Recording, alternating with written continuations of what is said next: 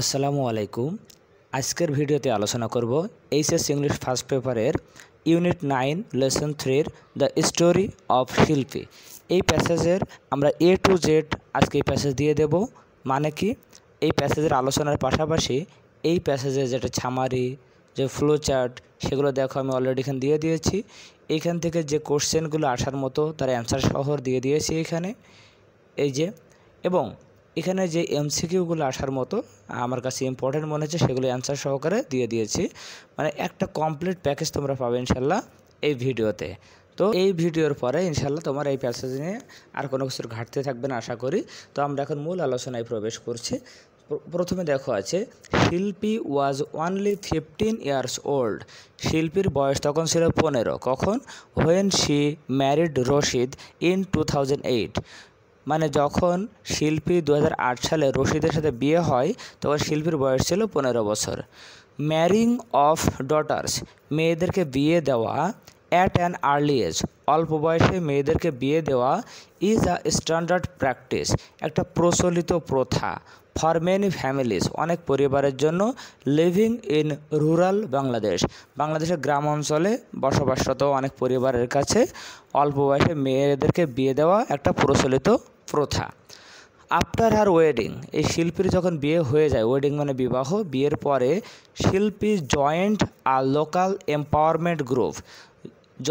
শিল্পী যোগদান করেছিল একটা স্থানীয় নারী ক্ষমতায়ন, এম্পাওয়ারমেন্ট মানে ক্ষমতায়ন, গ্রুপ মানে দলে যোগদান করেছিল।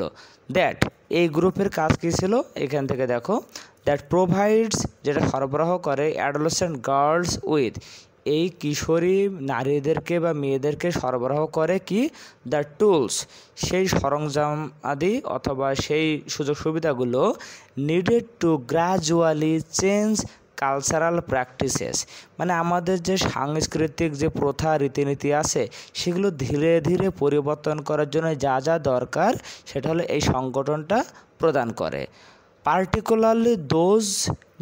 পার্টিকুলারলি মানে বিশেষ করে দোজ, সেইগুলো পার্টেইনিং টু, সম্পর্কযুক্ত, আর্লি ম্যারেজ অ্যান্ড প্রেগনেন্সি, বাল্যবিবাহ এবং গর্ভধারণ।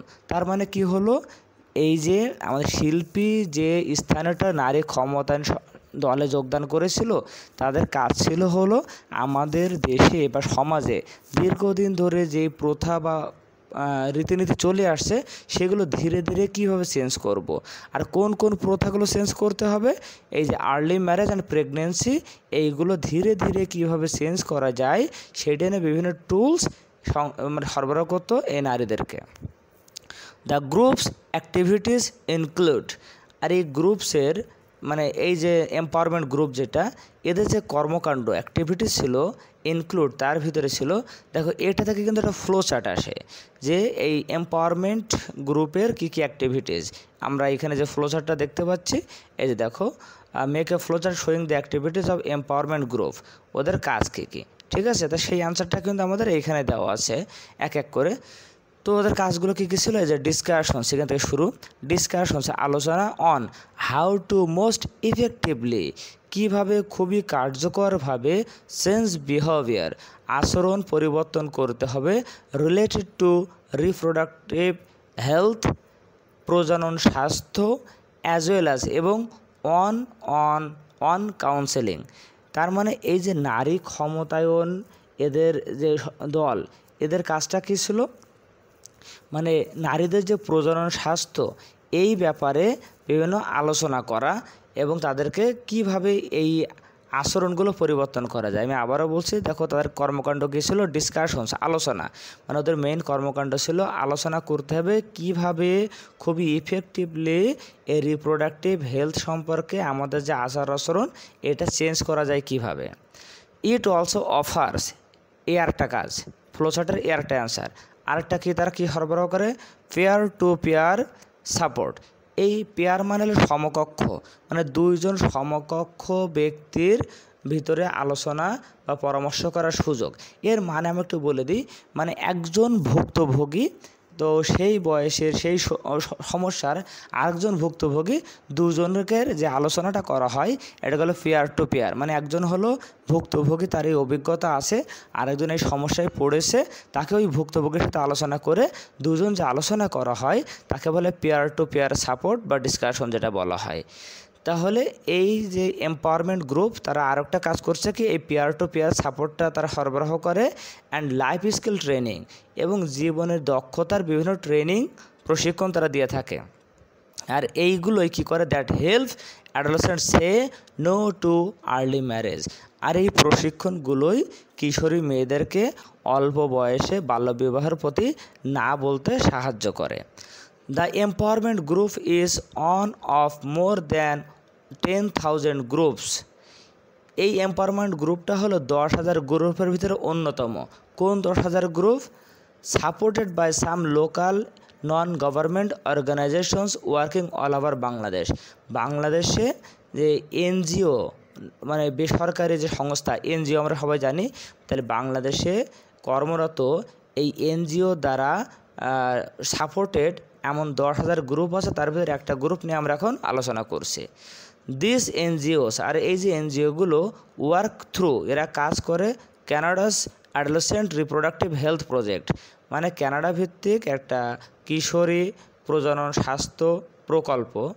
এই একটা প্রকল্প, সেই প্রকল্পের অধীনে তারা কাজ করে।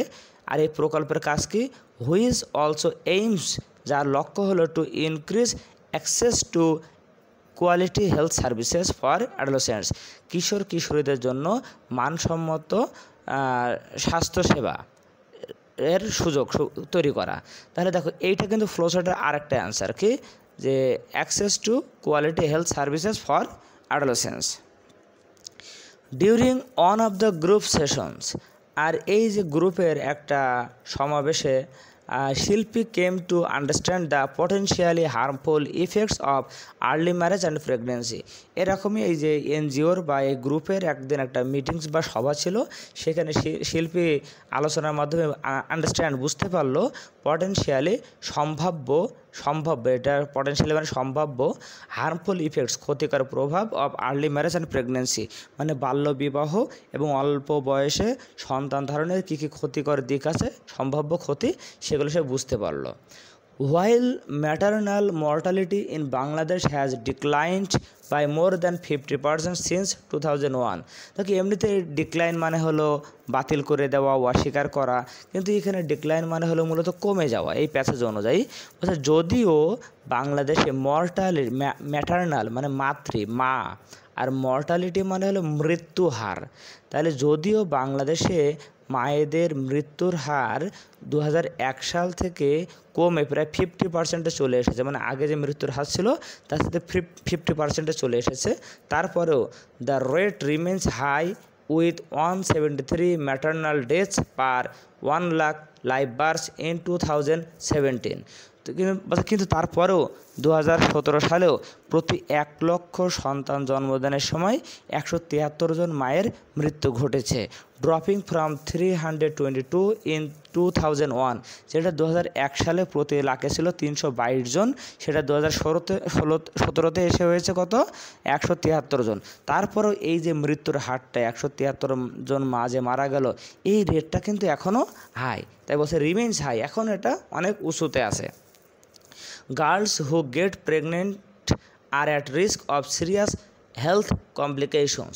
আর এই যে কিশোরী মেয়েরা গর্ভধারণ করে ফেলে, তারা বিভিন্ন মারাত্মক স্বাস্থ্য জটিলতায় তারা ভোগে।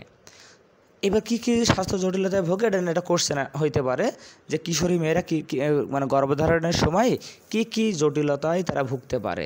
এই যে সেগুলো, দিস ইনক্লুড, এর ভিতরে আছে ডেঞ্জারাস হ্যামোরেজ মানে রক্তস্রাব বা রক্তপাত, মানে খুব মারাত্মক ভয়াবহ রক্তপাত, অ্যান্ড ফিস্টুলা একটা রোগ, আ পেইনফুল ইন্টারনাল ইনজুরি।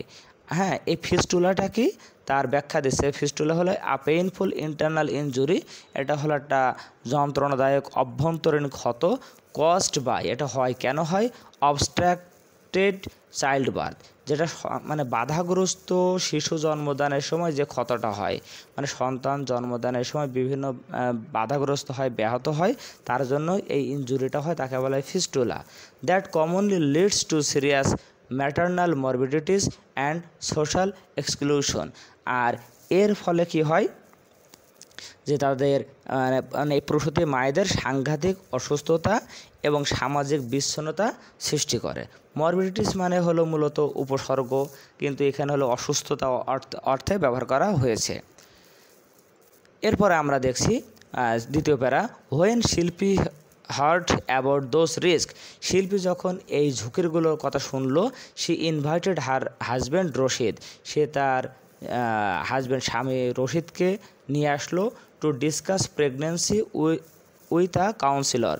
তারপরে সে তার স্বামীকে একজন পরামর্শকের সাথে আলোচনা করার জন্য নিয়ে আসলো।